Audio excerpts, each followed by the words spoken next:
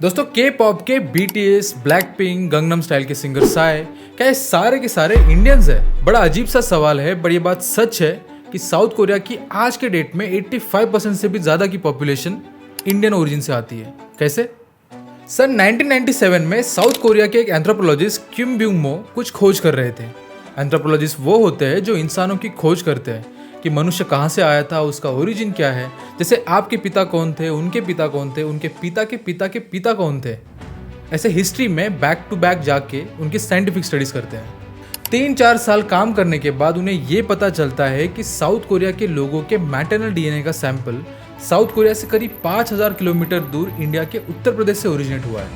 और फिर एक ऐसी डिस्कवरी होती है जिसने साउथ कोरिया और इंडिया के रिश्ते को हमेशा के लिए अमर बना दिया। उन्हें अपने स्टडी में यह भी पता चलता है कि साउथ कोरिया में रह रहे 85% लोगों का मैटरनल DNA आज से करीब 2000 साल पहले भारत से ओरिजिनेट हुआ था। और इस सारे पॉपुलेशन में एक चीज कॉमन थी, वो था इनका सरनेम जो था किम। साउथ कोरिया में जिनका भी सरनेम किम से शुरू होता है वो आज से करीब 2000 साल पहले बनी करेक्ट डायनेस्टी से बिलोंग करते हैं। यह वही डायनेस्टी है जिनके नाम से इनके देश का नाम कोरिया रखा गया था। इस डायनेस्टी की शुरुआत राजा किम सुरो ने अपनी रानी ह्यूहोंग ओक के साथ मिलकर की थी। और आपको जान के बड़ा आश्चर्य होगा कि रानी ह्यूहोंग ओक का दूसरा नाम रानी सूर्यरत्ना था, जो हमारे भारत के अयोध्या राजवंश से थी। आज के समय में साउथ कोरिया में रह रहे 60 लाख से भी ज्यादा लोग इन्हीं राजा रानी को अपना माता पिता मानते हैं, उनका बड़ा सम्मान करते हैं। और सेलिब्रिटीज कोई एक्सेप्शन नहीं है, वो भी उनका उतना ही सम्मान करते हैं।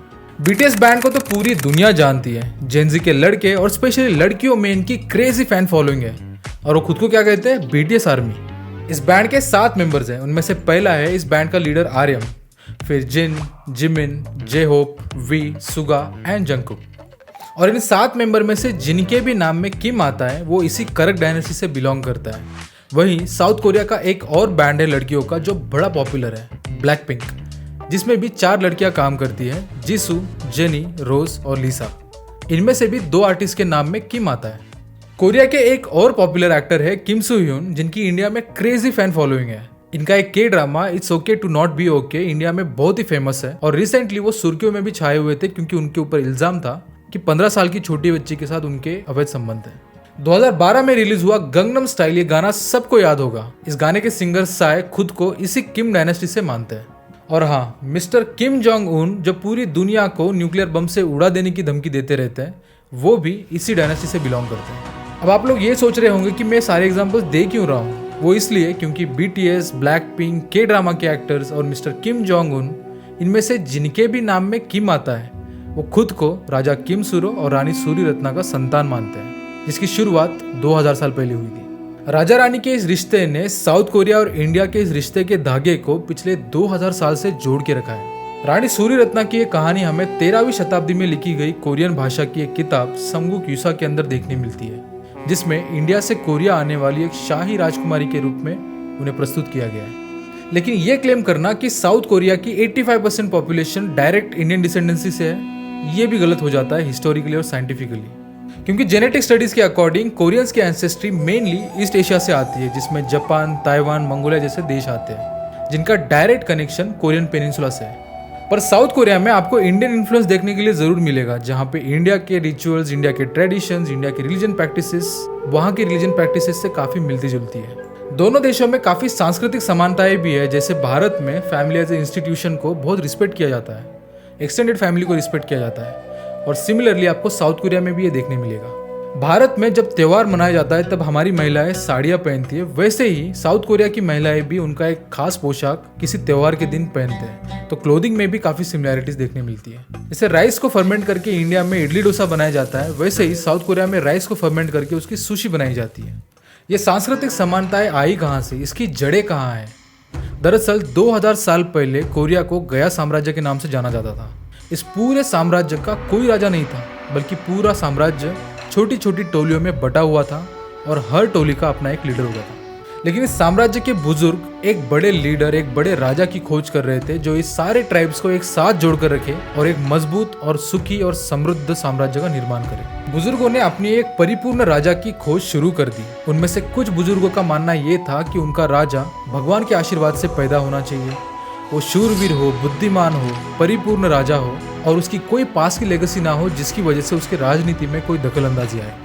एक दिन ये सारे बुजुर्ग मिलके पास ही के पर्वत पर गए और वहां पर जाकर मंत्रोच्चार करने लगे, भगवान से प्रार्थना करने लगे राजा की प्राप्ति के लिए। उनकी प्रार्थना खत्म होते ही एक दिव्य घटना होती है। उसी पर्वत पर कुछ दूरी पर उन्हें सुनहरे रंगों में चमकता हुआ एक संदूक मिलता है।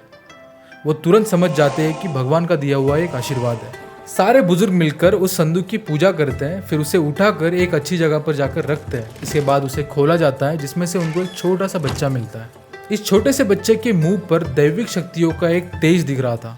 अमूमन छोटे बच्चे रोते हैं, पर यह बच्चा हल्की सी मुस्कान लिए बुजुर्गों की ओर देखे जा रहा था। बुजुर्गों ने समझा कि यह भगवान का दिया हुआ एक आशीर्वाद है और ये बच्चा बड़ा होकर गया साम्राज्य का राजा बनेगा। इस छोटे बच्चे का नाम रखा गया किमसूरो। किमसूरो बड़े होते गए। उन्होंने धनुर्विद्या सीखी, तलवारबाजी सीखी, घोड़ा चलाना सीखा। शस्त्र के साथ साथ उन्होंने शास्त्र की भी विद्या ली। जब वो सारे परीक्षाओं में सफल होते गए, तब सारे बुजुर्गों ने मिलकर उनको अपने साम्राज्य का राजा घोषित कर दिया। राजा बनते ही उन्होंने दुश्मनों को, शत्रुओं को अपने साम्राज्य में घुसने से रोका और उस वक्त उनका साम्राज्य काफी छोटे छोटे टुकड़ों में बटा हुआ था। उन्होंने उन सबको जोड़ने का काम किया। पूरे साम्राज्य में राजा ने सुख समृद्धि लाने का एक महत्वपूर्ण योगदान किया। अब बुजुर्गों ने सोचा कि राज्य तो सुख समृद्ध हो गया, लेकिन राजा की लेगेसी अगर कंटिन्यू करनी है तो हमें राजा की शादी करानी होगी। बुजुर्गों ने साथ मिलकर राजा को शादी करने का प्रस्ताव रखा। तब राजा ने और साथ ही में कुछ बुजुर्गों ने उनकी शादी कराने से मना कर दिया। दरअसल राजा और कुछ बुजुर्ग ये बात जानते थे कि राजा एक दिव्य शक्ति से अवतारित इंसान है और उनकी शादी किसी आम लड़की के साथ नहीं की जा सकती। अगर उनकी शादी करनी है तो किसी विशेष राजकुमारी को हमें ढूंढना होगा। और फिर उन्होंने ढूंढना शुरू कर दिया। ढूंढते ढूंढते कुछ दिन बीत गए, हफ्ते बीत गए, महीने बीत गए। फिर एक दिन अचानक राजा बुजुर्गों के पास जाकर ये कहते हैं कि अपने साम्राज्य के दक्षिण की ओर एक द्वीप है जहाँ एक राजकुमारी उनसे मिलने आएगी और उन्हीं राजकुमारी से मेरा विवाह होगा। बुजुर्गों ने सवाल पूछना शुरू किया कि कौन सी राजकुमारी और आपको कैसे पता। जिसके जवाब में राजा कहते हैं कि कल रात मुझे एक दिव्य स्मरण हुआ जहाँ पे मान लो भगवान मुझसे बात कर रहे थे और वो कह रहे थे कि आप ही के साम्राज्य में एक द्वीप है जहाँ पर एक विशेष राजकुमारी जिसकी आप खोज कर रहे हो वो आपकी प्रतीक्षा करेगी। ये बात सुनकर सारे बुजुर्ग बहुत ही खुश हुए क्योंकि फाइनली उनको कोई ऐसी एक योग्य राजकुमारी मिली जिसके साथ राजा की शादी कर सके। ये बात सुनते ही सारे बुजुर्ग अपने साथियों को लेकर एक नाव में बैठे और फौरन उस आइलैंड की ओर रवाना हो गए। वो आइलैंड पर पहुंचते हैं और उन्हें दिखाई देता है एक शाही जहाज, कुछ सैनिक और शाही कक्ष में बैठी एक सुंदर सी राजकुमारी। कौन थी ये राजकुमारी?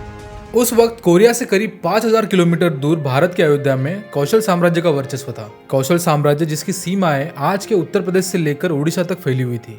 यहाँ के राजा थे राजा पद्मसेन और रानी इंदुमती और ये दोनों की एक पुत्री थी राजकुमारी सूर्यरत्ना, जो बहुत ही सुंदर, सुशील और बुद्धिमान थी।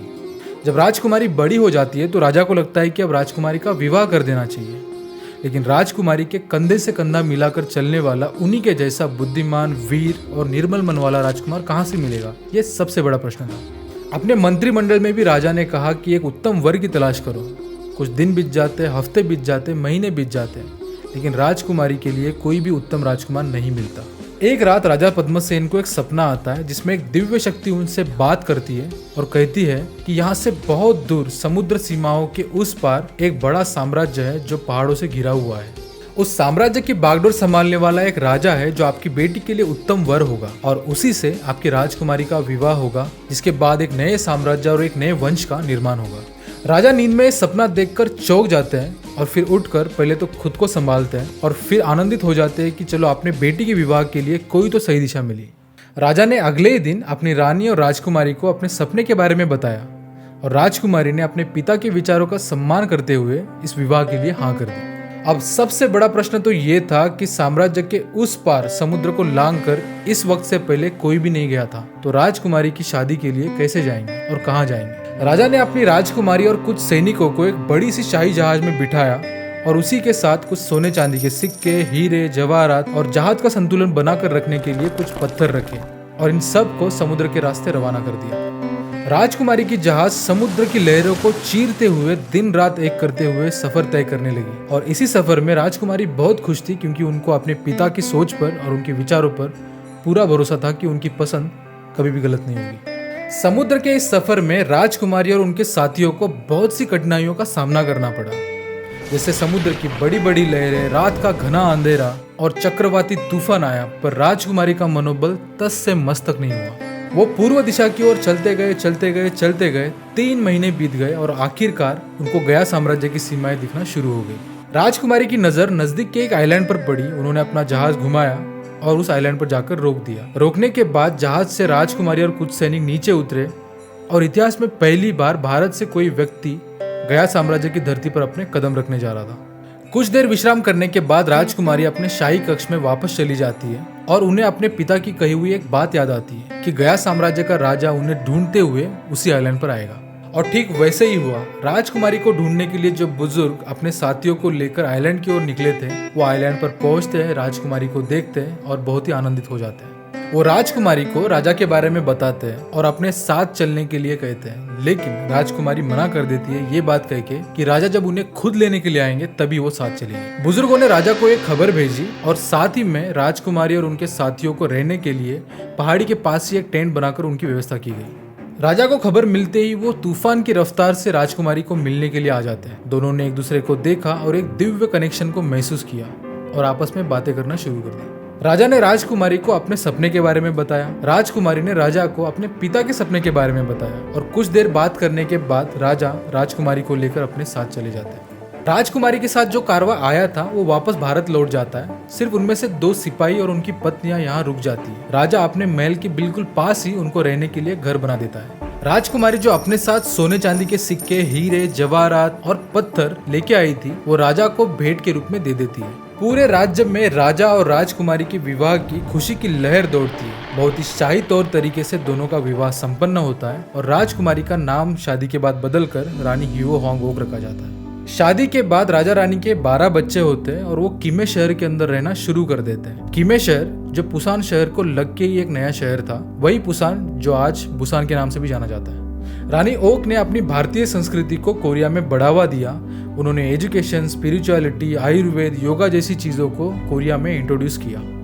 आने वाली जनरेशन्स को प्रेरणा मिले इसलिए उन्होंने आर्ट, म्यूजिक, डांस जैसी कलाओं को प्रमोट किया। ऐसे ही राजा और रानी दोनों ने मिलके अपने साम्राज्य को शक्तिशाली और शांतिप्रिय बनाया, जिससे आसपास के साम्राज्य भी प्रेरणा लेने लगे और उनके साम्राज्य के सारे लोगों ने खुद को राजा के साथ जोड़ने के लिए अपने नाम के आगे किम लगाना शुरू किया, क्योंकि राजा का नाम था किम सुरो। इन्हीं लोगों के उत्तराधिकारी आगे बनते गए और आज की डेट में साउथ कोरिया में 60 लाख से भी ज्यादा लोग अपने नाम के आगे किम लगाते हैं। कोरिया के इतिहास में उनके पूर्व राष्ट्रपति किम दे जंग और उनके पूर्व प्रधानमंत्री किम जोंग पिल खुद को इसी डायनेस्टी का वंशज मानते हैं।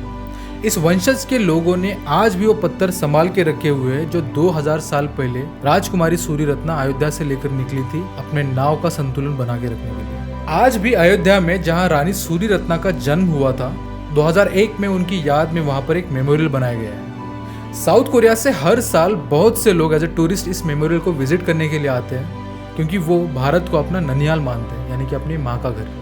2018 में सीएम योगी आदित्यनाथ और साउथ कोरिया की फर्स्ट लेडी इसी मेमोरियल के पास में मिले, जहां दोनों देशों के कल्चरल और डिप्लोमेटिक रिलेशन पे बातें की गई। भारत सरकार ने अयोध्या शहर और साउथ कोरिया की गिमे सिटी दोनों को सिस्टर सिटी का दर्जा दिया है रानी सूरी रत्ना की याद में। हम सोशल मीडिया पर यहाँ वहाँ देखते रहते हैं कि साउथ कोरिया के लोगों का इंडियंस के प्रति बर्ताव कुछ खास नहीं है। कुछ हद तक ये बात सही भी है, लेकिन लार्जली वहाँ का सेंटिमेंट इंडियंस की तरफ बहुत ही रिस्पेक्टफुल है। रानी सूरी रत्ना की कहानी आज भी साउथ कोरिया की स्कूलों में पढ़ाई जाती है, ताकि 2000 साल पहले इस धागे को कोई भी जनरेशन कभी भी ना भूले। साउथ कोरिया और इंडिया का ये इतिहास सिर्फ एक इतिहास नहीं, बल्कि जीता जागता एक रिश्ता है जो दोनों देशों को जोड़ के रखता है। दोस्तों, अगर आपको ये कहानी पसंद आई हो तो वीडियो को लाइक जरूर करें, अपने दोस्तों के साथ इसे शेयर करें और कमेंट सेक्शन में हमें जरूर बताएं कि आपको ये कहानी कैसी लगी। हम इतिहास के पन्नों से ऐसी लाजवाब कहानियां उठाकर लाते रहेंगे। हमारे साथ जुड़ने के लिए हमारे चैनल को सब्सक्राइब जरूर करें और बेल आइकन को प्रेस करना ना भूलें, ताकि आने वाले हर वीडियो की नोटिफिकेशंस आप तक पहुंचे। तब तक के लिए हमारे चैनल की तरफ से आप सबको सारंगे।